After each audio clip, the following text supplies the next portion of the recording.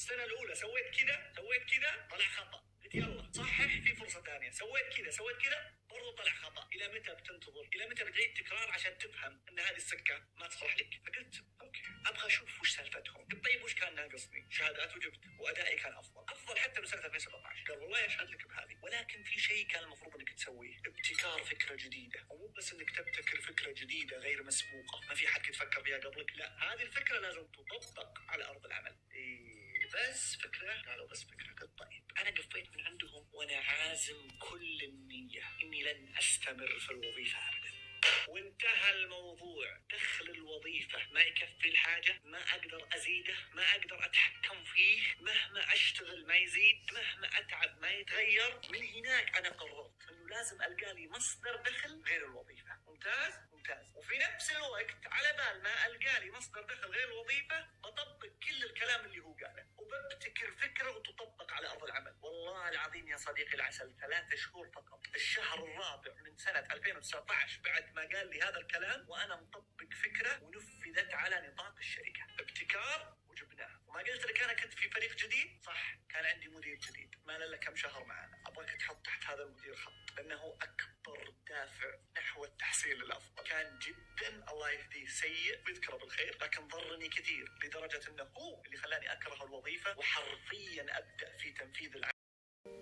صديقي العسل، انطلقت رحلة التغيير في شهر أبريل سنة 2019 وعزمت إني راح أجيب دخل أضعاف راتبي من غير الوظيفة، والحمد لله تحقق الحلم. ووصلت لليوم اللي حققت فيه غايتي وأخيرا، هي أني أستقيل من عملي. الاستقالة من العمل مو إنجاز عظيم جدا، لا، الإنجاز العظيم إني لقيت الطريق اللي أنا فعلا أتمناه، ولقيت الطريق اللي فعلا بيوصلني للباب اللي تقبع فيه غاياتي وأمنياتي. بابك يا صديقي العسل ممكن يكون عبارة عن وظيفة، الممر اللي أنا لقيته في القصر ممكن يكون عبارة عن وظيفة بالنسبة لك. الاستقالة مو معناتها إنجاز، مو لازم تستقيل عشان فلان استقال ونجح ولا علان استقال ونجح، مو شرط. النجاح مو مقرون لا بوظيفة ولا بغير وظيفة، النجاح مقرون بالهدف اللي أنت تحطه وبالوسيلة والطريق اللي بيوصلك لهذا الهدف. فوشو هدفك؟ هذا السؤال الأول. وشو الممر حقك؟ هذا السؤال الثاني. وش الوسيلة اللي راح تستخدمها في هذا الممر للوصول لهذاك الباب؟ هذا السؤال الثالث. في ناس حتمشي على الأقدام، في ناس بتحبو، في ناس بتستخدم سيارة، في ناس بتستخدم سكوتر، في ناس بتستخدم بايسكل أو دباب. يعتمد عليك وعلى اختياراتك، ويعتمد على أفضل طريقة ممكن أنت تمشي فيها. فاسأل نفسك سؤال يا صديقي العسل، هل حياتك اللي أنت تعيشها اليوم هي الحياة اللي كنت تتمنى وتحلم أنك تعيشها طول عمرك؟ إذا كان الجواب لا، فنصيحتي لك الأولى، حدد الهدف. لازم تحدد ماذا يوجد خلف هذاك الباب، وبعد كذا ابحث عن الممر. والممر هو الأشياء والمهارات اللي موجودة فيك اللي من خلالها راح توصل لهذاك الممر. تدري وش الأخطاء اللي أنا سويتها في حياتي؟ هو إني ما دريت إني أحب أشرح الكتب إلا بعد ما قرأت الكتب، وما بدأت في قراءة الكتب إلا في سنة 2015، وما اكتشفت إني أحب شرحها إلا في 2019. طب أنا لو قرأت الكتب في 2010 راح أكتشف إني أحب شرحها في 2014 أو 2015، راح ألقى الممر بدري. فتخيل إني أنا ما قرأت لا في 2015 ولا في 2020 ولا في 2025. متى راح ألقى هذا الممر اللي فعلا كنت متأكد إنه هو الممر اللي بيغير حياتي من اللحظة الأولى؟ من قبل لا أرفع أول مقطع فيديو قلت يا يما لقيت الممر ومتأكد إن هذا هو الطريق اللي أبغاه. وفعلا الواقع اليوم قاعد يقول كذا يا صديقي العسل. كل شيء في حياتي تغير بشكل جدا إيجابي لدرجة ما تتصورها، لدرجة إن أهلي تأثروا بهذا التغيير الإيجابي. التحسين اللي صار في حياتي وصل لمرحلة إنه حسن حياتهم. تخيل يا صديقي العسل، فكيف تكتشف ذاتك وأنت تقضي 8-10 ساعات في لعب وله؟ كيف تلقى ممرك وأنت مقضي طول عمرك في الاستراحات والطلعات وغيره؟ ما راح توصل للممر اللي راح يوصلك للباب اللي فيه أحلامك وأهدافك إلا لما تجرب، إلا لما تستثمر في نفسك، إلا لما تحط 3 ساعات 4 ساعات في اليوم فقط للتحسين والتطوير وتجربة. تجرب في البزنس وتجرب عدة هوايات وتجرب عدة أشغال وتجرب أشياء كثيرة. صدقني بمجرد ما توصل للممر بتعرف أن هذا هو الشيء اللي أنت تحب تسويه واللي بيغير حياتك واللي راح تسويه طول عمرك وأنت جدا مبسوط. تعرف يا صديقي العسل، أنا كنت في إجازة قبل أسبوعين، طول عمري كنت أطلع إجازات أيام العمل، وأنا راجع من الإجازة كان يضيق صدري، يوه برجع أداوم. إلا هذه المرة والمرة المرة اللي قبلها كنت ارجع من الاجازة ما احس اني حزين، بالعكس راجع من الاجازة مبسوط متحمس اصور. ليه؟ لانه هو الشيء اللي انا ابغى اسويه، هو الشيء اللي احب اسويه، وراح اظل اسويه لاخر يوم في حياتي. ما بعد وصلت للحياة اللي انا اتمناها، ولكني متاكد اني على الطريق الصحيح. فلذلك اسال نفسك سؤال: هل حياتك اللي انت تعيشها اليوم هي حياتك اللي كنت تتمنى تعيشها طول عمرك؟ اذا لا، حدد هدف وابحث عن الممر. صدقني يا صديقي العسل،